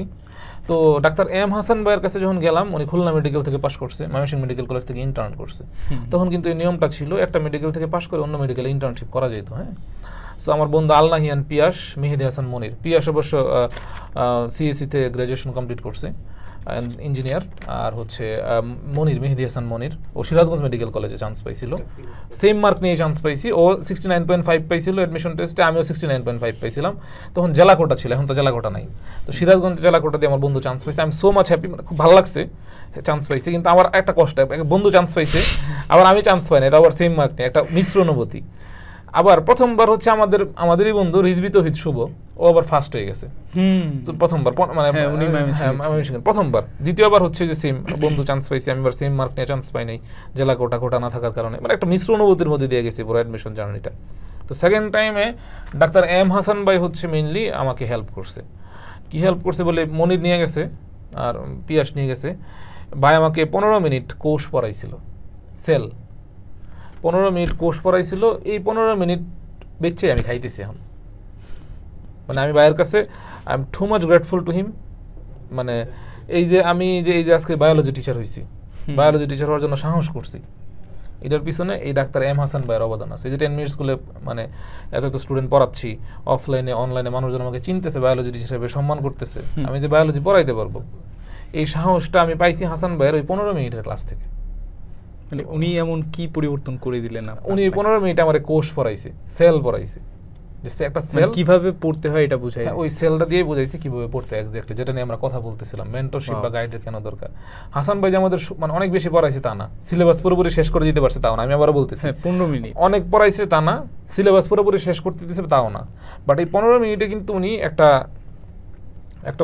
আউটলাইন দিয়ে দিয়েছে, রোড ম্যাপ দিয়ে দিয়েছে যে এইভাবে পড়তে হয়, এইভাবে প্রশ্ন অ্যানালাইসিস করতে হয়, এটা আসে পরীক্ষা, এটা আসে না, এটা কেন আসে, এটা কেন আসে না, এটা কেন আসবে, এটা কেন আসবে, এটা কিন্তু খুবই গুরুত্বপূর্ণ, কোশ্চেন অ্যানালাইসিস করতে পারে। তো ওই কোর্সও পড়াইছে, কোর্স থেকে কিভাবে কোশ্চেন অ্যানালাইসিস করতে হবে এটাও পড়াইছে হাসান ভাই। সো আমি বললাম আমি আমার লাইফে অনেক ভালো ভালো টিচারদের দ্বারা just blessed, I am too much blessed. তো আমরা যে জায়গায় ছিলাম আসলে, যে টিচারদের আসলে এই যে একটা অ্যাবিউজের শিকার হয় কলেজে, আমি একাডেমিক ফেজ, এটা কিভাবে ওভারকাম করা যায়? কলেজে হচ্ছে তেমন হয়নি, কারণ আমি কলেজে বললামই মাঝে মাঝে যেতাম। হ্যাঁ, সরকারি কলেজ হওয়াতে একটা সুবিধা। হ্যাঁ, কিন্তু স্কুলে হইছি, এটা সত্যি কথা, এন্ড আমার কাছে আসলেই খারাপ লাগতো। কিন্তু কলেজ লাইফে আমি তো এটা খুব বেশি একটা দেখিনি, তবু হচ্ছে যাদের কথা হচ্ছে শুনি, তো সেই ক্ষেত্রে যেটা বুঝতে পারি যে success is the best revenge. আসলে মানে আমার সাকসেস হচ্ছে আমাকে প্রতিশোধ নিতে পারে। আমার হচ্ছে কাউকে খুব বেশি কটু কথা বলা দরকার নেই, কোনো কিছু বলা দরকার নেই, আমার হচ্ছে আমার কাজ করে যাওয়া উচিত। হ্যাঁ, আমার খারাপ লাগতে পারে, আমি হচ্ছে আল্লাহর কাছে দোয়া করতে পারি যে আচ্ছা আমার এরকম হয়েছে, এই টাইপের আর কি। এখন রিভেঞ্জ কিছু না, আসলে সবই তাকদীর বা রিজিক, আপনি চেষ্টা করবেন। তবু এটা ভিতরে আবার একটা মানে ওই রকম রিভেঞ্জ না, এটা আসলে নিজের কাছে নিজের একটা। আমি কিন্তু আপনাকে মানে সুগার কোটিং করে ভুল প্রমাণিত করতে চাইতেছি না। আর যেহেতু আমাদের এই মানে পডকাস্টটা, এটা তো আমরা জাস্ট হচ্ছে জেনারেশন ধরে আড্ডা দিতেছি, তো দেখবে সবাই রিভেঞ্জের ব্যাপারটা আসলে তখন একটা মনের দীনতার ব্যাপার চলে আসে। কিন্তু আমরা তো মানুষ, কেউ কিন্তু ফেরেশতা না। আমি নিজেও আমার মধ্যেও কিন্তু এরকম যে সররিপুর যে ব্যাপার এগুলো আছে, ঠিক আছে। সো ওইখান থেকে এটা হয় যে নিজের কাজটা করে যাওয়া, আসলে কে কি বলবো না বলবো, নিজের কাজটা করে যাওয়া, রাইট। মেডিকেল ভর্তি পরীক্ষায় তো 5টা সাবজেক্ট বলা যায়, ফিজিক্স, কেমিস্ট্রি, বায়োলজি, ইংরেজি, সাধারণ জ্ঞান। তো এই 5টা সাবজেক্টের আপনাকে স্পেসিফিক কোনো চ্যাপ্টার, ইংরেজি আর সাধারণ জ্ঞানের তো টপিক চ্যাপ্টার বাদ দিলাম, বাদ বাকি 3টারকে স্পেসিফিক চ্যাপ্টারকে প্রায়োরিটি দিতেন, স্পেসিফিক চ্যাপ্টারকে প্রায়োরিটি দিতেন না, এমন হইতো কিনা? আর চ্যাপ্টারকে প্রায়োরিটি দিলে সেই চ্যাপ্টারকে আসলে আপনি ওই টপিককে প্রায়োরিটি দিতেন, ওই টপিককে প্রায়োরিটি দিতেন না, না দিয়ে কম গুরুত্ব দিতেন, কম পড়তেন, এরকম করতেন কিনা? আচ্ছা, আমি আসলে যেটা করছি, ফার্স্টে তো আমাদের ডেইলি এক্সাম হচ্ছে সাবজেক্ট ওয়াইজ পরীক্ষা হয়, মানে চ্যাপ্টার ওয়াইজ। তো সেই ক্ষেত্রে আমার তো মিক্সড করে পড়ার কোনো সুযোগ নেই। তো তখন হচ্ছে আমি ফার্স্ট অফ অল এভাবে পড়ছি, যে একটা চ্যাপ্টার এভাবে করে পড়ছি, এভাবে করে শেষ করছি। কিন্তু আমার যখন সবগুলা চ্যাপ্টার শেষ হয়েছে, ডেইলি এক্সাম শেষ হয়েছে, তখন আমি যেটা করছি, আমি আসলে টপিক ওয়াইজ পড়ছি, যে এই টপিকগুলো বেশি ইম্পর্টেন্ট, এটা কোন সাবজেক্টের আছে ওইটা আমার দেখার বিষয় না, আমি এভাবে পড়তাম।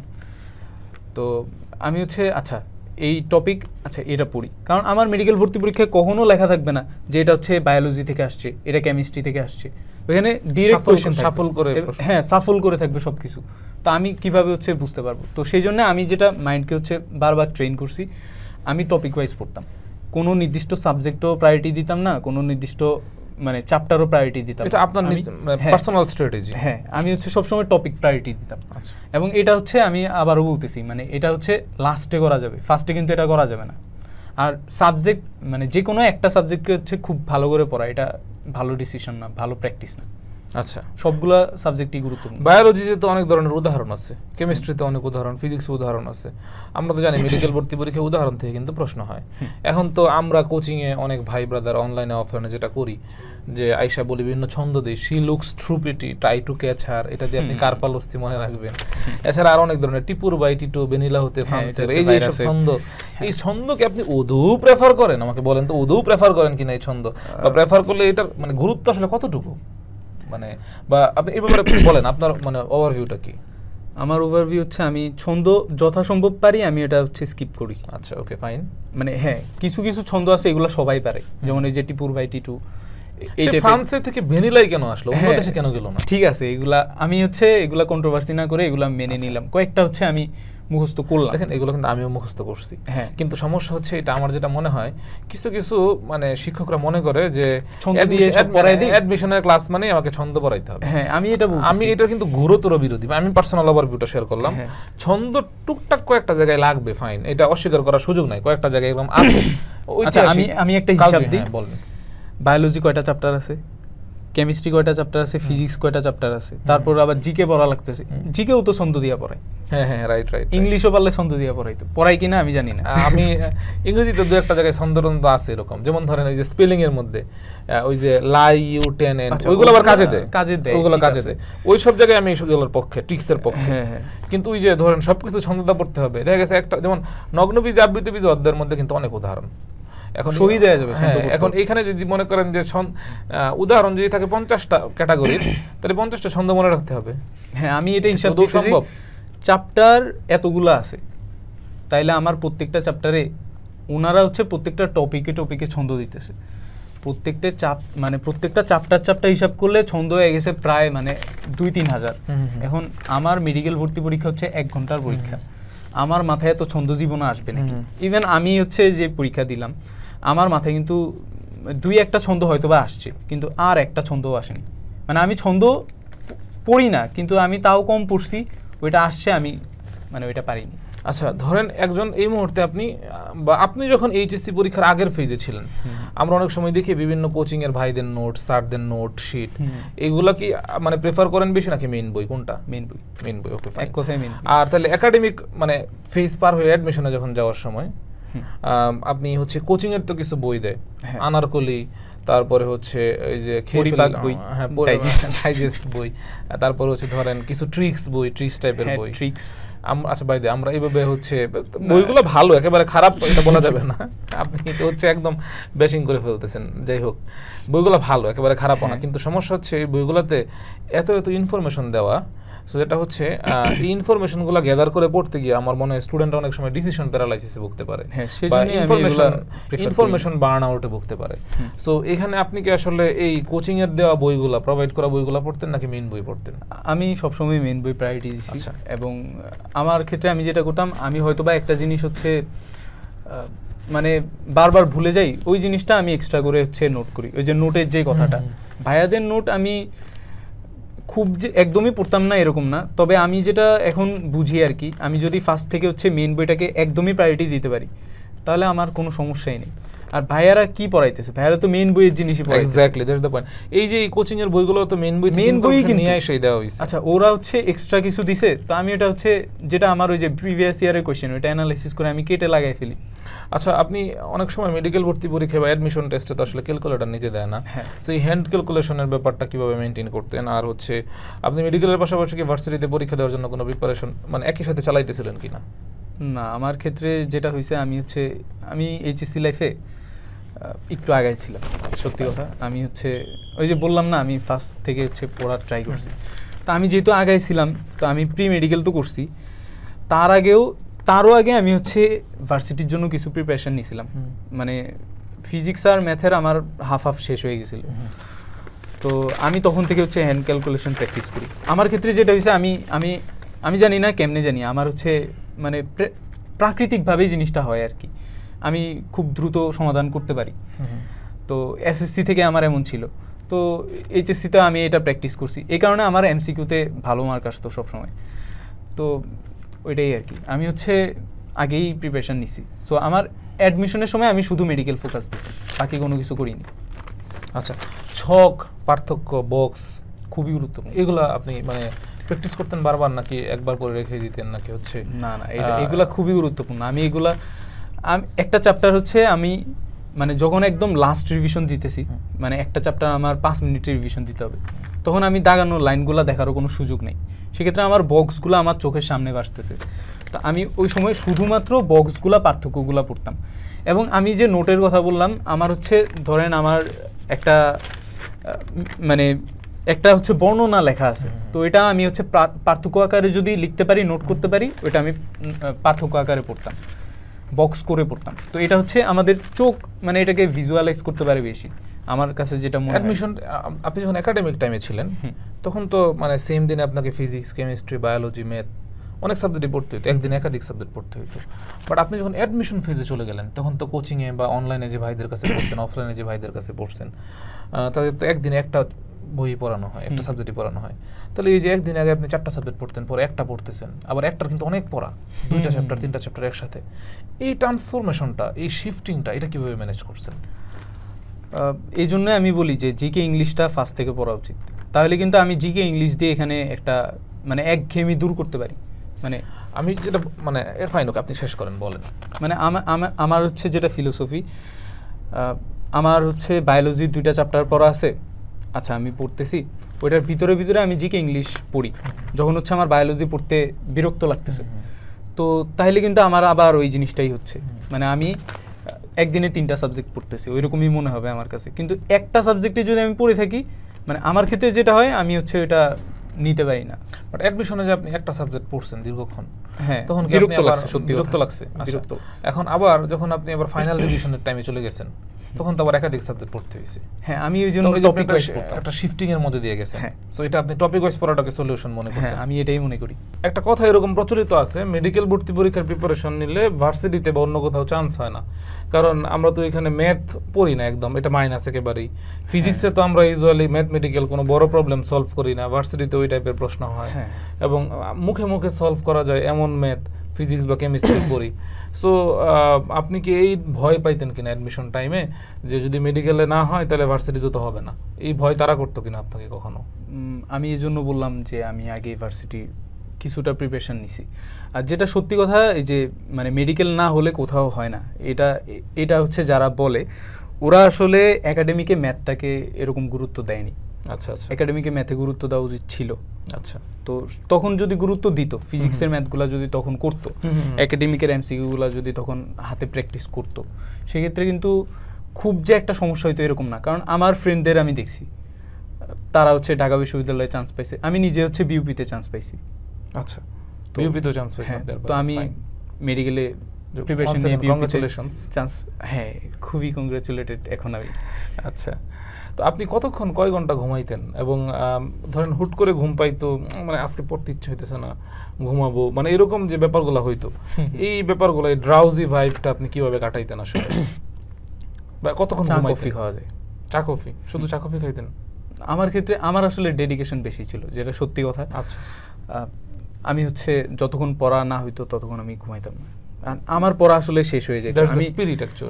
আমি জানি না আমার পড়া কেমনে শেষ হইতো, আমার ফ্রেন্ডদের শুনতাম ওদের হচ্ছে পড়া শেষ হয় না অনেকের, কিন্তু আমার আসলেই পড়া শেষ হইতো। আচ্ছা, কিন্তু যদি শেষ না হয় সেক্ষেত্রে হচ্ছে পরের দিন যদি টাইম পাওয়া যায় সকালে উঠে পড়া উচিত। ওকে, কতক্ষণ ঘুমাইতেন আপনি? কত ঘন্টা? নির্দিষ্ট টাইম ছিল এমন? 7 ঘন্টা 6.5 ঘন্টা এরকম। অনেকে শুনি 2 ঘন্টা 3 ঘন্টা ঘুমায়, কিন্তু এটা আসলে কোনোভাবেই গ্রহণযোগ্য না, অ্যাকসেপ্টেবল না, কোনোভাবেই না। কারণ আমার মাথা যদি ফ্রেশ না থাকে তাহলে আমি তো আসলে আউটপুট দিতে পারবো না। কোচিং করার জন্য কি ঢাকাতে আসতেই হবে কিনা একটা খুবই জনপ্রিয় প্রশ্ন, বা খুবই অনেকে এটা নিয়ে প্যারা খায়। তো আপনি কি, আপনার বাসা তো গাজীপুরে আপনার রেসিডেন্স, তো আপনি ঢাকায় গিয়েছিলেন কিনা? না, আমি ফার্মগেট কোচিং করি না, সবাই হচ্ছে যেটা করে। আপনার কলেজ কিন্তু সরকারি বিজ্ঞান কলেজ, একদম ঢাকার যেটাকে আমরা একদম কোচিং পাড়া বলি, ঠিক আছে? তো সেই কোচিং পাড়ার প্রাণ কেন্দ্রে বা ঢাকার প্রাণ কেন্দ্রে, সো আপনি অ্যাকচুয়ালি ওইখানে না যাওয়ার কারণটা কি ছিল? বাসায় বসে আপনি অনলাইনে বা অফলাইনে যে মেন্টর ছিল যারা আপনার, তাদের কাছেই আসলে আপনি প্রিপারেশনটা কেন নিলেন? ফার্মগেটের কাছে কলেজ হওয়া সত্ত্বেও আপনি ফার্মগেটে গেলেন না বাসায় থেকে? আমার যেটা মনে হয়েছে যে আমি বাসায় থাকলে আমার প্যারেন্টস হচ্ছে আমাকে কেয়ার করতেছে, এটা একটা মেটার ছিল। যেটা সত্যি কথা, আমার হচ্ছে আমার খালামণির সাথে আমি থাকি, তো উনি হচ্ছে আমাকে প্রচুর কেয়ার করছে।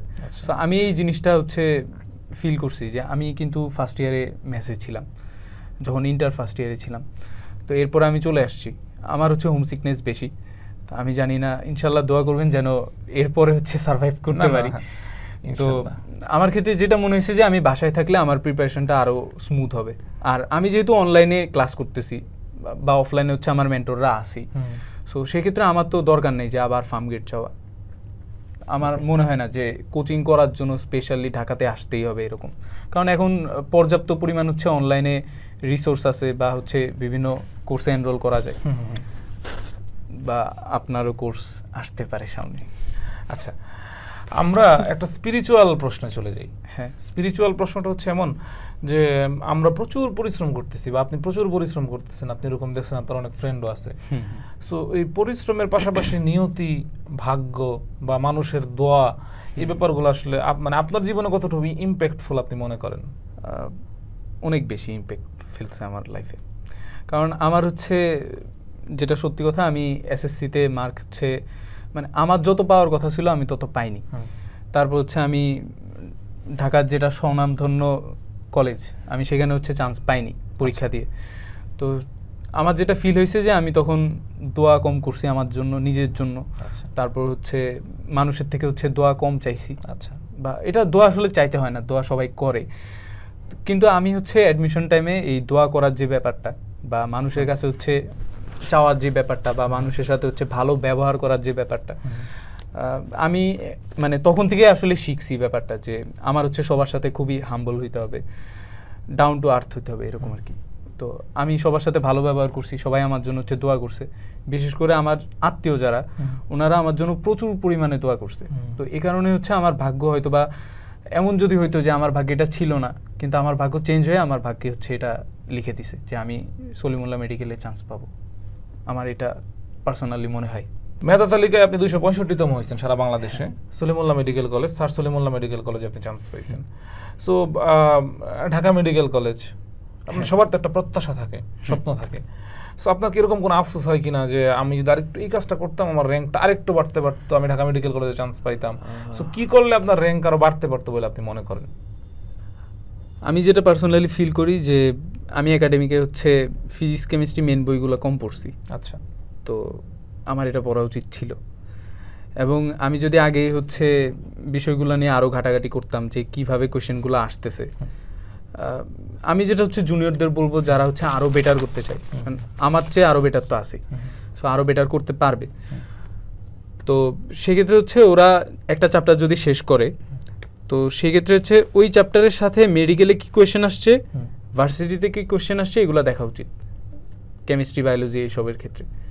তাহলে হচ্ছে সে একটু আগায় থাকতে পারবে, তার মানে অ্যাডমিশনের অ্যাকচুয়াল প্রিপারেশনটা অ্যানালাইসিস করতে পারবে সে। তার মানে আপনার কথা অনুযায়ী অ্যাডমিশনের অ্যাকচুয়াল প্রিপারেশনটা কিন্তু একাডেমিক্সের সাথে চলে আসতেছে তার। হ্যাঁ, মানে প্যারালালি একটা ব্যাপার আছে। যেমন সে যদি একটা মেইন বই পড়ে, মেইন বইয়ের পিছনে তো অধ্যায়ের অনুশীলনের এমসিকিউ প্রশ্ন আছে, ওগুলা তো বোর্ডের প্রশ্নটা এগুলো পড়তেই হবে, এবং সাথে অ্যাটাচ করা কিন্তু ভার্সিটির প্রশ্ন দেওয়া আছে, বা মেডিকেল ভর্তি পরীক্ষার যে এক্স কোশ্চেনগুলো সেগুলো দেওয়া আছে, ওগুলো কিন্তু পিছনেই আছে। হ্যাঁ, পিছনেই আছে। তো ওইটা যদি ধারণা পায় তাহলে তো সে বুঝতে পারবে কোন টপিক থেকে প্রশ্নটা আসে। সো সে তো অ্যাডমিশনে গিয়ে সেই টপিকটার উপরে বেশি জোর দিলে অবশ্যই তখন কমন পাওয়ার পসিবিলিটিটা বাড়ে, এবং বা কোচিং এর পরীক্ষায় গুলো নাম্বারটা পাইলে ওটা কনফিডেন্স গ্রো করবে, যেটা সে হলে গিয়ে কাজে লাগাইতে পারবে। আমার মনে হয় এই ক্ষেত্রে কোশ্চেন অ্যানালাইসিস করে আমাদের হচ্ছে ওই নির্দিষ্ট যে এরিয়াগুলো থেকে প্রশ্ন আসছে, exactly that's the point, academic থেকে দাগায় রাখলাম। হ্যাঁ, এইখানে একটা গুরুত্বপূর্ণ কথা আছে, এটা হচ্ছে এটা যে একজন যে এক good surgeon know how to কাট, একজন ভালো সার্জন জানে যে অপারেশনের সময় কিভাবে কাটতে হবে, but better surgeon no when it মানে ইট শুড কাট, মানে ঠিক কোন মুহূর্তে এটা কাটা উচিত, আসলে কোন মুহূর্তে অপারেশন করা উচিত, কোন মুহূর্তে করা, মানে ব্যাপারটা এমন। আরে best surgeon no when not to কাট, মানে হোয়েন নট টু কাট হবে না, এটা মানে কখন কাটা যাবে না, কোথায় কাটা যাবে না, এটা বেস্ট সার্জন জানে। সো এই যে চান্স পাওয়ার জন্য যে ধারণাটা যে কি কি পড়তে হবে এটা তো বুঝতেছে, কিন্তু কি কি না পড়লেও চলবে। সো এইটা সে যদি ওই যে একাডেমিক্স এই অ্যানালাইসিসটা করতো, কোশ্চেন অ্যানালাইসিসটা, তাহলে কিন্তু সোজা হয়ে যেত। Exactly that's the point. যেমন আমার কিন্তু এই যে অর্গানিকের যে মেকানিজমগুলো আছে, এগুলা আমার তো দরকার নেই এগুলা পড়া। তো আমি যদি একাডেমিকে হচ্ছে এটা দেখতাম যে আমার হচ্ছে মেডিকেলে কখনোই এই টাইপের কোশ্চেন আসেনি, আমি এটা স্কিপ করতাম। মানে অ্যাডমিশনের জন্য, মেডিকেল অ্যাডমিশনের জন্য স্কিপ করতাম, কিন্তু এইচএসসির জন্য তো আমি পড়তাম।